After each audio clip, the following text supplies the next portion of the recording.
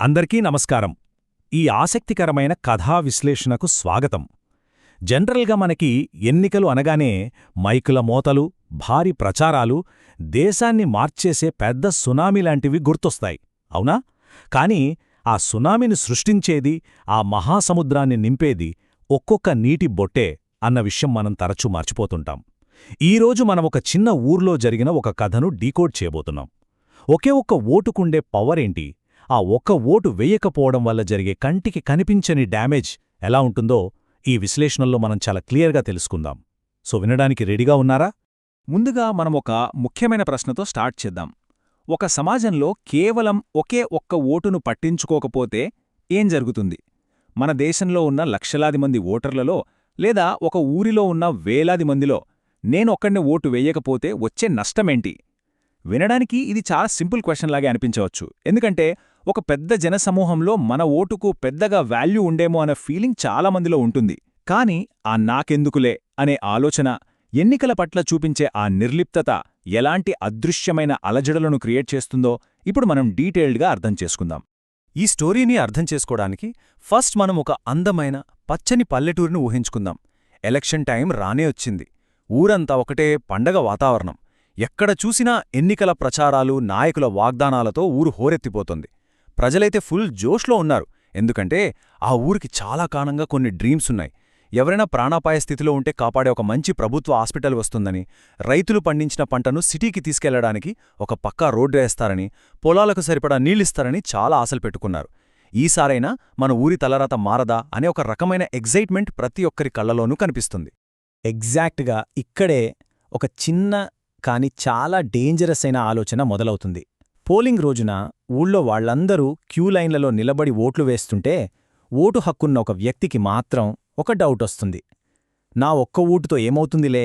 ఈ మాట మనం కూడా చాలాసార్లు వినే ఉంటాం కదా. బహుశా ఆ పర్సన్ ఆ రోజు కొంచెం అలసిపోయి ఉండొచ్చు.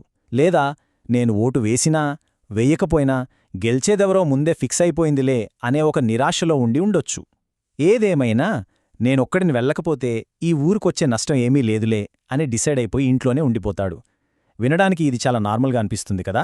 కానీ ఈ ఒక్క సైలెంట్ డెసిషన్ ఈ కథను ఎలాంటి భయంకరమైన మలుపు తిప్పుతుందో ఇప్పుడు చూద్దాం.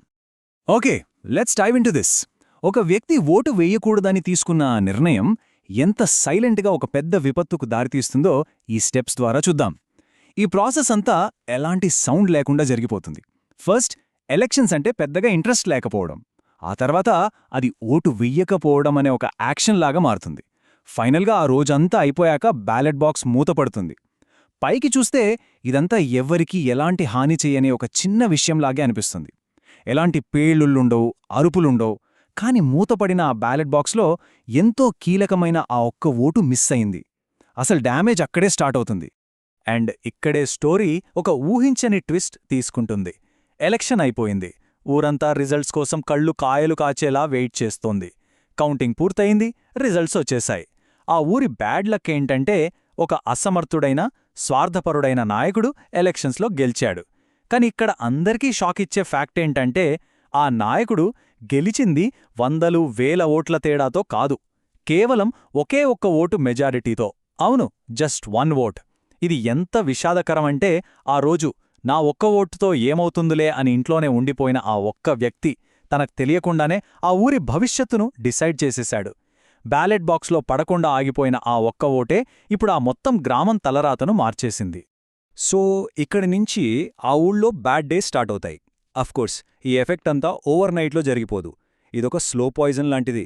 ఒక పనికిరాని నాయకుడి చేతిలో పవర్ పెడితే వాస్తవాలు ఎంత కఠినంగా ఉంటాయో ఆ ఊరి జనాలకు మెల్లగా అర్థం కావడం మొదలవుతుంది.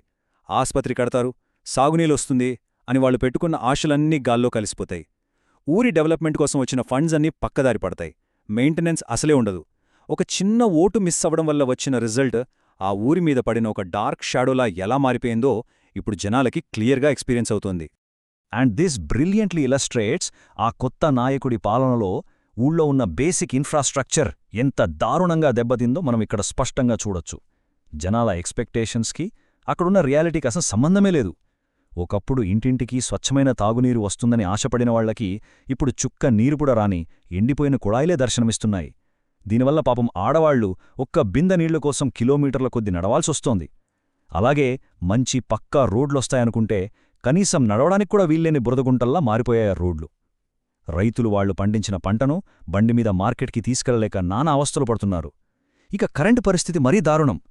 పవర్ లైన్స్ అన్నీ ఫెయిలయి ఊరంతా చీకట్లో మగ్గిపోతోంది. రాత్రిపూట పిల్లలు చదువుకోలేరు. కరెంటు లేక లోకల్ క్లినిక్లో ఉన్న ప్రాణాలను కాపాడే మందులన్నీ పాడైపోతున్నాయి. ఇదంతా ఎందుకు జరిగిందంటారు? ఆ ఒక్క ఊటు దూరం అవడం వల్ల జరిగిన డ్యామేజ్ ఇది. ఈ చైన్ రియాక్షన్ని మనం ఒక్కసారి జాగ్రత్తగా అబ్జర్వ్ చేస్తే ఇందులో ఒక బలమైన లాజిక్ కనిపిస్తుంది. సొసైటీకి జరిగే డ్యామేజ్ ఎప్పుడూ కేవలం చెడ్డవాళ్ల పనుల వల్లే జరగదు, మంచివాళ్లు సైలెంట్గా ఉండిపోవడం వల్ల కూడా జరుగుతుంది. ఆ ఒక్క వ్యక్తి చూపించిన నిర్లిప్తత ఫైనల్గా ఓటు వెయ్యకపోవడం అనే యాక్షన్కి దారితీసింది. ఆ ఒక్క ఓటు పడకపోవడం వల్లే ఒక బ్యాడ్ లీడర్ పవర్లోకొచ్చాడు. ఆ నాయకుడి నిర్లక్ష్యం వల్ల ఊళ్ళో రోడ్లు, కరెంట్ లాంటి మౌలిక సదుపాయాలన్నీ నాశనమయ్యాయి. లాస్ట్కి అదంతా ఆ ఊరి ప్రజల కష్టాలుగా, కన్నీళ్లుగా మారిపోయింది. ఒక ఓటు వెయ్యకపోవడానికి ఆ ఊరు అనుభవిస్తున్న నరకానికి మధ్యున్న కనెక్షన్ చూశారు కదా. డాట్స్ ఎంత క్లియర్గా కనెక్ట్ అయ్యాయో. కాబట్టి మనం ఇక్కడ గుర్తుపెట్టుకోవాల్సిన ఒక ఇంపార్టెంట్ పాయింట్ ఏంటంటే, ఓటు అనేది మహాసముద్రంలో కలిసిపోయే ఒక చిన్న నీటిబొట్టు లాంటిది కాదు. అది నిండుగా ఉన్న గ్లాసుని ఒక్కసారిగా పొంగించేసే ఆఖరి నీటిబొట్టు లాంటిది. ఆ లాస్ట్ డ్రాప్లోనే ఆ గ్లాస్లో ఉన్న మొత్తం వాటర్ వెయిట్ అంతా దాగి ఉంటుంది. ఒక్క ఓటు కూడా ఎన్నటికీ చిన్నది కాదు, దానికి వాల్యూ లేదు అని అస్సలనుకోవద్దు. సరైన లీడర్ని ఎన్నుకునే ప్రాసెస్లో ఆ ఒక్క ఓటే డిసైడింగ్ ఫ్యాక్టర్. ఒక కమ్యూనిటీ తలరాతను పూర్తిగా మార్చేసే అల్టిమేట్ ఆయుధం ఓటు మాత్రమే అని ఈ స్టోరీ మనకు చాలా స్ట్రాంగ్గా ప్రూవ్ చేసింది. సో ఫైనల్గా ఓట్ అంటే జస్ట్ ఒక బ్యాలెట్ పేపర్ మీద వేసే ముద్రో లేక ఈవీఎం మిషన్ మీద అలవోకగా నొక్కే ఒక బటన్ మాత్రమే కాదు.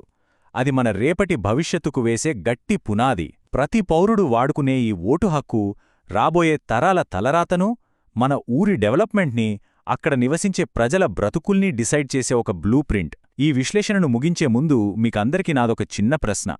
మన సొసైటీలో, మనందరి లైఫ్స్లో ఒక రియల్ చేంజ్ రావాలంటే ఆ చేంజ్ ఎగ్జాక్ట్గా మన చేతిలో ఉన్న ఆ ఒక్క ఓటుతోనే ఎందుకు స్టార్ట్ కాకూడదు? ఆలోచించండి.